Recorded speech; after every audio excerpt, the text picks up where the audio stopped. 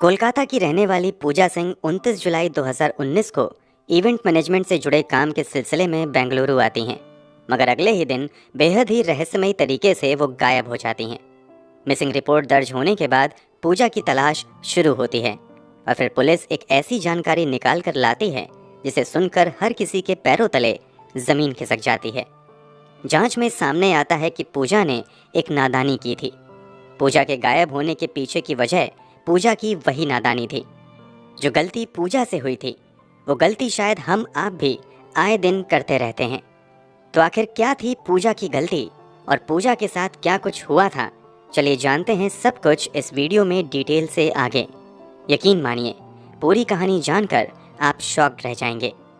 पूजा की इस कहानी में हम सबके लिए एक लाइफ चेंजिंग सीख भी है, तो वीडियो में आखिर तक ज़रूर बने रहिए। कहानी में आगे बढ़ने से पहले जैसा कि हमने बताया, ये कहानी पूजा सिंह डे नाम की एक महिला की है। पूजा कोलकाता की रहने वाली थी और अभी इसकी उम्र 32 साल थी। कुछ साल पहले तक पूजा बतौर मॉडल काम किया करती थी। बाद में इन्होंने इवेंट मैनेजर के रूप में काम करना शुरू कर दिया था। पूजा की शादी 7 साल पहले हो चुकी थी और पूजा पति के साथ कोलकाता में ही रहा करती थी। 29 जुलाई 2019 को पूजा को काम के सिलसिले में बेंगलुरु जाना पड़ता है। प्रोग्राम बेंगलोर के परपना अग्रहरा नाम की जगह के एक होटल में होना था। तय शेड्यूल के मुताबिक 29 तारीख को पूजा कोलकाता से फ्लाइट लेकर बेंगलोर के केम्पागौड़ा इंटरनेशनल एयरपोर्ट तक आती हैं और यहाँ से एक ओला कैब बुक करके होटल तक आती हैं। जब पूजा एयरपोर्ट से होटल जा रही थी तभी ओला ड्राइवर से पूजा की थोड़ी बहुत बातचीत भी होती है।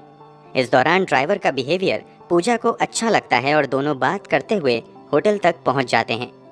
पूजा कार से उतर जाती है, मगर होटल के अंदर जाने से पहले वो ड्राइवर को कहती है कि अगर पॉसिबल हो तो तुम मुझे 31 जुलाई 2019 को सुबह 4 बजे इसी होटल से पिक कर लेना, क्योंकि सुबह में ही मेरी बेंगलुरु से कोलकाता के लिए फ़्लाइट है। 1200 रुपये में बात तय होने के बाद ड्राइवर हामी भर देता है और वहाँ से चला जाता है। अब तारीख आ जाती है 31 जुलाई 2019।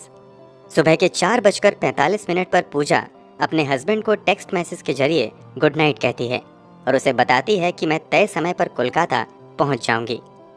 पूजा के बताए शेड्यूल के मुताबिक ही पूजा का पति कोलकाता में पूजा का इंतज़ार करता रहता है, मगर पूजा नहीं आती हैं। यहाँ तक कि शाम हो जाती है, मगर पूजा का कहीं भी अता पता नहीं चलता है। पूजा का पति करीबी दोस्तों रिश्तेदारों तक को फ़ोन करता है, मगर कहीं से भी पूजा के बारे में कोई जानकारी निकलकर सामने नहीं आती है। पूजा के पास 2 मोबाइल फ़ोन थे, मगर दोनों ही मोबाइल फ़ोन लगातार स्विच ऑफ आ रहे थे। इसलिए पूजा के परिवार वालों की चिंता और भी ज़्यादा बढ़ जाती है। अभी ये लोग पूजा की तलाश में लगे ही हुए थे कि तभी पूजा एक मैसेज करती है। मैसेज में लिखा हुआ था, I am in Hyderabad, some emergency, need cash. एक और मैसेज के जरिए पूजा पति से अर्जेंटली 5 लाख रुपए की डिमांड करती है। इन मैसेज को देखकर वो तुरंत पूजा को फ़ोन करने की कोशिश करते हैं, मगर मोबाइल फ़ोन अभी भी स्विच ऑफ आ रहा था। थोड़ी देर इंतज़ार करने के बाद ये वापस मैसेज करते हैं कि अगर तुम्हें पैसे चाहिए तो जल्द से जल्द मुझसे फ़ोन पर बात करो। इस मैसेज का दूसरी तरफ से कोई जवाब नहीं आता है और फिर मैसेज का सिलसिला भी बंद हो जाता है। पैसों की डिमांड वाले मैसेज से पूजा के पति अनहोनी की आशंका में घिर जाते हैं और वो भागते हुए कोलकाता के न्यू टाउन पुलिस स्टेशन में जाते हैं और पूजा की मिसिंग रिपोर्ट दर्ज करवाते हैं। इस दौरान वो पैसे की डिमांड वाले मैसेज का भी जिक्र करते हैं।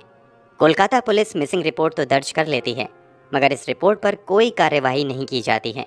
यहाँ तक कि कई दिन बीत जाते हैं, मगर पुलिस की ओर से एक भी अपडेट परिवार वालों को नहीं दी जाती है। इधर कोलकाता में पूजा के परिवार में अलग तरह की हलचल मची हुई थी, तो दूसरी तरफ बेंगलुरु पुलिस एक अलग ही केस को सुलझाने में अपना पसीना बहा रही थी। वहाँ मामला ये था कि 31 जुलाई 2019 को कुछ स्थानीय लोग पुलिस वालों को केम्पागौड़ा इंटरनेशनल एयरपोर्ट के कंपाउंड में पड़ी एक लाश के बारे में जानकारी देते हैं। जानकारी मिलते ही पुलिस की एक टीम मौके पर आती है और लाश की जांच पड़ताल शुरू कर देती है। कंपाउंड में मिला शव किसी महिला का था। हालांकि उसका चेहरा पहचानना नामुमकिन था, क्योंकि चेहरे को इतनी बुरी तरीके से कुचल दिया गया था कि पूरा का पूरा हुलिया ही बदल चुका था। उस शव के पास एक भी ऐसा डॉक्यूमेंट नहीं था जिससे उसकी पहचान हो सके।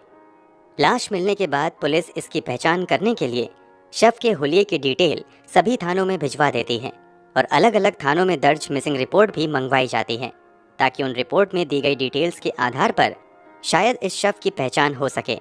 मगर कहीं से भी उस शव की पहचान नहीं हो पाती है। काफ़ी इंतज़ार के बाद भी जब उस शव की पहचान नहीं होती है तो पोस्टमार्टम के बाद कानूनी प्रक्रियाओं का पालन करते हुए पूरे सम्मान के साथ पुलिस की निगरानी में ही शव का अंतिम संस्कार कर दिया जाता है और उस शव के पास मिले सामान इकट्ठा कर लिए जाते हैं। इसके अलावा अंतिम संस्कार से पहले शव के शरीर पर मौजूद टैटू की भी तस्वीरें ले ली जाती हैं। बेंगलुरु पुलिस ने शव का अंतिम संस्कार जरूर कर दिया था, मगर अब भी पुलिस वालों की पूरी कोशिश थी कि कैसे भी उस महिला के परिवार वालों तक पहुंचा जाए। इसी कोशिश में एक जांच टीम बनाई जाती है और महिला के परिवार वालों का पता लगाने का सिलसिला शुरू होता है। सबसे पहले पुलिस उस महिला के शरीर पर मौजूद टैटू की मदद से उसकी पहचान की कोशिश करती है, मगर काफ़ी कोशिशों के बावजूद पुलिस वालों को कामयाबी हाथ नहीं लगती है। इसके बाद पुलिस कपड़ों के जरिए महिला की पहचान करवाने की कोशिश करती है। दरअसल पुलिस महिला के शरीर से बरामद कपड़ों के ब्रांड का पता लगाती है और फिर उस ब्रांड आउटलेट पर जाकर देश भर में पिछले 2 साल में उस साइज के कपड़ों की खरीदारी करने वाले सभी कस्टमर की डिटेल निकलवाते हैं। ये काम आसान नहीं था। इसके बावजूद पुलिस कई दिनों तक इसी काम में लगी रहती है। इसी जांच के दौरान पुलिस को जानकारी मिलती है कि कुछ इस तरह के कपड़ों की खरीदारी कोलकाता में की गई है। उसी आधार पर पुलिस वाले अब पता लगाते हुए कोलकाता तक आते हैं। अब यहाँ आकर पिछले कुछ महीनों में कोलकाता में दर्ज की गई सभी थानों से मिसिंग रिपोर्ट मंगवाते हैं। सभी मिसिंग रिपोर्ट की स्टडी करने के बाद न्यू टाउन पुलिस स्टेशन में दर्ज एक मिसिंग रिपोर्ट से बेंगलुरु में मिली लाश का हुलिया काफ़ी हद तक मिलता जुलता पाया जाता है। केस की फाइल अच्छे से चेक करने के बाद पुलिस अनुमान लगा लेती है कि बेंगलुरु में पिछले दिनों पुलिस को जो लाश मिली थी वो लाश किसी और की नहीं बल्कि पूजा सिंह डे की हो सकती है, जिसकी missing report new town police station में दर्ज की गई है। इसी के बाद बेंगलुरु पुलिस इस बात को कंफर्म करने के लिए 16 अगस्त को पूजा सिंह के भाई को फ़ोन करती है। फ़ोन मिलते ही बिना किसी को बताए पूजा का भाई तत्काल ही फ्लाइट लेकर बेंगलोर चला जाता है। वहां पुलिस उसे शव के पास से बरामद सभी दूसरी चीज़ें तथा तस्वीरें दिखाती है। भले ही चेहरा नहीं दिख रहा था, मगर सभी दूसरी चीज़ें देखकर पूजा का भाई ये कंफर्म कर देता है कि वो मृत महिला कोई और नहीं बल्कि उसकी बहन पूजा ही थी। इसके बाद पूजा का भाई तुरंत अपने जीजा तथा अपने पिता को भी फ़ोन करता है और इस बात की जानकारी देता है। वो लोग भी जानकारी मिलते ही अगले दिन फ्लाइट लेकर बेंगलुरु चले आते हैं। ये लोग भी पूजा की आइडेंटिटी को कंफर्म करते हैं। जांच के दौरान कोलकाता पुलिस की एक बड़ी लापरवाही सामने आती है। पूजा के गायब होने के तुरंत बाद पूजा के पति ने कोलकाता में मिसिंग रिपोर्ट दर्ज करवाई थी और उसमें पूजा के बेंगलुरु जाने का भी जिक्र किया था। ढंग से ये होना चाहिए था कि कोलकाता पुलिस तुरंत बेंगलुरु पुलिस को इस मिसिंग रिपोर्ट के बारे में जानकारी दे, मगर कोलकाता पुलिस केस दर्ज करने के बाद फाइल को यूं ही धूल खाने के लिए छोड़ देती है। वो तो बेंगलोर पुलिस की मेहनत थी जो पूजा का परिवार मिल पाया। खैर, पुलिस ने इस बात को तो पता लगा लिया था कि मरने वाली महिला कौन है। अब पुलिस के सामने सबसे बड़ी चुनौती इस बात का पता लगाना था कि आखिर इस महिला की ऐसी हालत किसने की है। पूजा के ईमेल का एक्सेस पूजा के पति के पास भी था। उन ईमेल से पता चलता है कि पूजा ने बेंगलुरु में लैंडिंग के बाद होटल तक जाने के लिए ओला कैब बुक की थी। पुलिस अब उसी ओला कैब को ट्रेस करने की कोशिश करती है तो पता चलता है कि पूजा द्वारा की गई बुकिंग ही उस ओला कैब की आखिरी बुकिंग थी, यानी पिछले 17-18 दिनों से उस कैब की दोबारा बुकिंग नहीं हुई है। पुलिस डिटेल्स निकलवाती है तो पता चलता है कि उस कार के ड्राइवर का नाम HM नागेश था, जिसकी उम्र 22 साल है। पुलिस अब मोबाइल नंबर के जरिए नागेश को ट्रेस करने की कोशिश करती है। इसी ट्रेसिंग के दौरान पुलिस के सामने एक चौंकाने वाली जानकारी आती है कि जब पूजा के पति के पास पैसों की डिमांड वाला मैसेज आया था तब पूजा के मोबाइल का लोकेशन और नागेश के मोबाइल का लोकेशन एक ही था। इस जानकारी के सामने आते ही पुलिस वाले ओला ड्राइवर HM नागेश के पीछे पड़ती है और बहुत जल्द HM नागेश को पुलिस अपनी पकड़ में भी ले लेती है। पहले तो नागेश पुलिस के हर आरोप को नकार देता है, मगर जब पुलिस वाले सख्ती से पूछताछ करते हैं तो नागेश एक के बाद एक राज उगलना शुरू करता है। नागेश का खुलासा बेहद ही हिला देने वाला था। नागेश के खुलासे के मुताबिक पूजा ने ओला ऐप के जरिए नागेश की कार को बेंगलुरु क्रिसेंट रोड से सहारा पेविलियन होटल तक छोड़ने के लिए बुक किया था। इसी सफर के दौरान पूजा ड्राइवर से बातचीत करती है। नागेश का व्यवहार पसंद आने पर उससे कहती है कि अगली सुबह यानी 31 जुलाई को मुझे सुबह सुबह फ्लाइट पकड़ने के लिए वापस एयरपोर्ट आना है। अगर तुम चाहो तो सुबह मुझे पिक कर लेना, क्योंकि इतनी सुबह शायद कोई दूसरी कार समय पर मुझे ना मिले। नागेश मान जाता है तथा बात 1200 में तय हो जाती है। ये डील होते ही नागेश के दिमाग में शैतानी ख्याल आने शुरू होते हैं और वो पूजा को लूटने का प्लान बनाने लगता है। दरअसल नागेश को लगता है कि पूजा बहुत अमीर है और उसके पास ढेर सारा पैसा और ज्वेलरी हो सकता है। बस इसी लालच में पहले तो नागेश एक दुकान से चाकू खरीदता है और उसे अपनी कार की सीट के नीचे छुपा देता है। इसके अलावा कार का जैक रॉड भी वो अपनी सीट के पास ही रख लेता है। इसके बाद डील के मुताबिक ही नागेश अपनी कार लेकर सुबह के 3:45 बजे पूजा को लेने के लिए होटल तक चला आता है। पूजा भी तैयार ही थी। जल्दी से वो कार में बैठती है और कार एयरपोर्ट की तरफ बढ़ जाती है। क्योंकि पूजा बहुत ज़्यादा थकी हुई थी और उसने सही ढंग से नींद भी नहीं ली थी, इसलिए कार के अंदर जाते ही पूजा की आंख लग जाती है। जैसे ही नागेश को लगता है कि पूजा सो गई है, वो एयरपोर्ट का रास्ता छोड़कर एक दूसरे रास्ते की तरफ अपनी कार मोड़ देता है। क्योंकि पूजा नींद में थी, इसलिए उसे इस बात का पता नहीं चलता है। इसके बाद बड़े आराम से नागेश कार को चलाते हुए एक सुनसान इलाके में ले जाता है। सुनसान इलाके में पहुंचने के बाद वो पूजा को जगाता है और उससे जल्द से जल्द सभी सामान देने को कहता है। पूजा विरोध करती है और मदद के लिए चिल्लाने की कोशिश करती है, मगर पूजा चिल्ला पाती उससे पहले ही नागेश अपने पास मौजूद लोहे का रॉड सीट के नीचे से निकालता है और पूजा के सर पर जोर से दे मारता है। रॉड के चोट की वजह से पूजा वहीं पर गिरकर बेहोश हो जाती है। पूजा के बेहोश होते ही नागेश पूजा को फिर से कार के अंदर डालता है और वो उसे वहां से लेकर कदायरा पनाहल्ली नाम की जगह पर चला जाता है। यहाँ आकर वो एयरपोर्ट के कंपाउंड में अपनी कार खड़ी करता है। यहाँ कार रुकते ही पूजा वापस होश में आती है और वो दरवाज़ा खोलकर कार से निकलकर लड़खड़ाते कदमों से वहाँ से भागने की कोशिश करती है।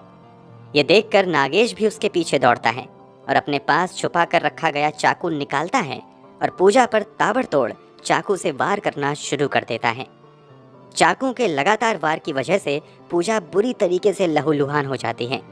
वो मदद के लिए चिल्लाने की भी कोशिश करती है, मगर इतनी सुबह कोई भी उसकी चीखें सुनने वाला नहीं होता है। पोस्टमार्टम रिपोर्ट के मुताबिक पूजा को कम से कम 22 बार चाकू से मारा गया था। इतने हमलों के बावजूद पूजा अभी भी सांसें ले रही थी।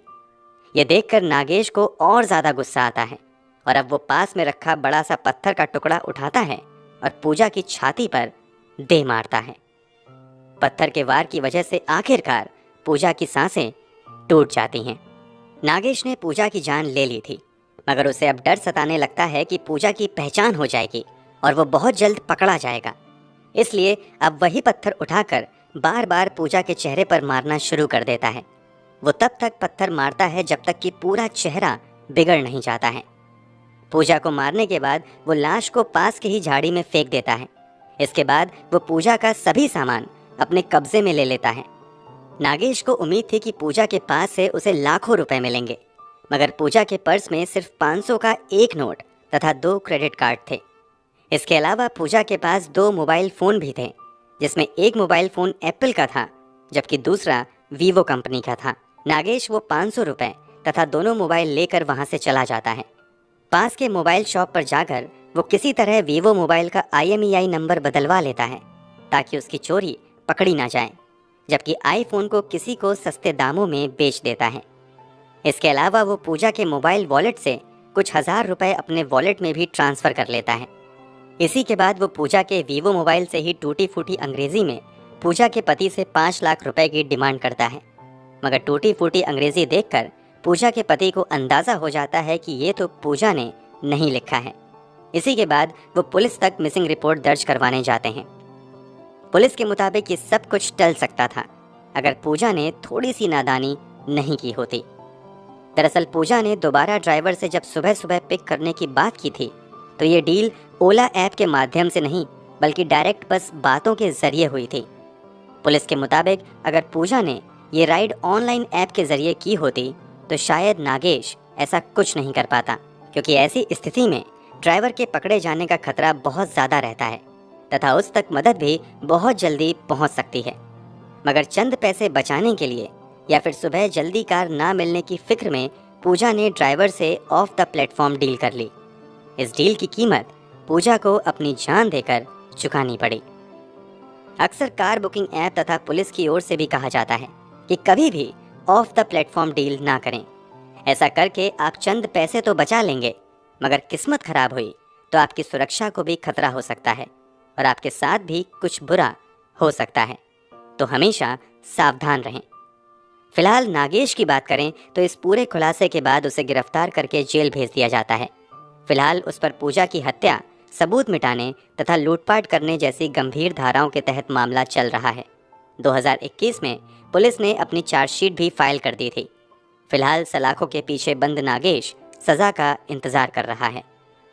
दोस्तों, आपके अनुसार ऑनलाइन कैब बुकिंग सर्विस का यूज़ करते समय कौन कौन सी सावधानियां बरतनी चाहिए? कमेंट बॉक्स में ज़रूर बताएं। अगर आपको हमारी मेहनत पसंद आई हो तो इस वीडियो को लाइक करते हुए शेयर भी करें।